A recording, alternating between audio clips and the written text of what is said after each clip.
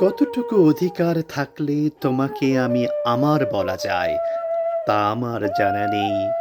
শুধু জানি অনুভবে প্রতিপলে ভালোবাসি তোমাকে। আমি সন্তর্পণে প্রবেশ করেছি তোমার হৃদয়ে, যতটা গভীরে গেলে আর ফিরে আসা যায় না।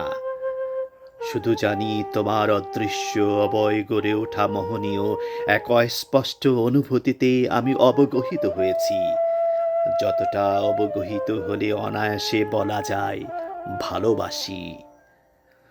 কতকাল আমি অপেক্ষায় থাকব তোমার আশায়, শুধু জানি কবিতা হয়ে তুমি আমার হৃদয়ে ঝড় তুলেছ।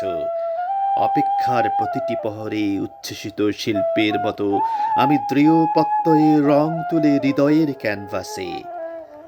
তখন তুমি অবকণ্ঠিত এক আশ্চর্য অনুভূতি, কতটা প্রেমাশব্দ হলে একে বলা যায় ভালোবাসা।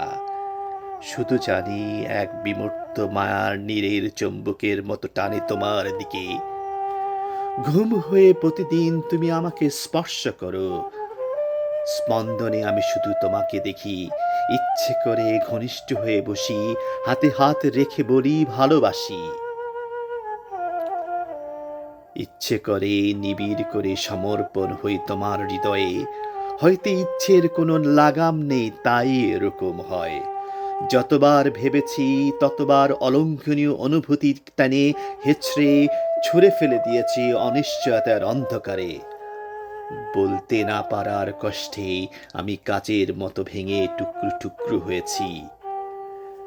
নীরবে গেলে খেয়েছি কষ্টের সব আর্তনাদ, আর আর্তনাদগুলো একটি নিবিড় ভালোবাসা হয়ে জমতে বেঁধে আছে হৃদয়ের প্রকোষ্ঠে। এইভাবে আমাদের জীবনের পথে চলা, হেঁটে চলছি বহুদূর। আর ক্রমাগত তুমি বেড়ে উঠেছ আমার কবিতায়। হয়তো একদিন তুমিও হয়তো জানবে অবশেষে একটি দীর্ঘশ্বাস জমাট বেঁধে আছে আমার হৃৎপিণ্ডে।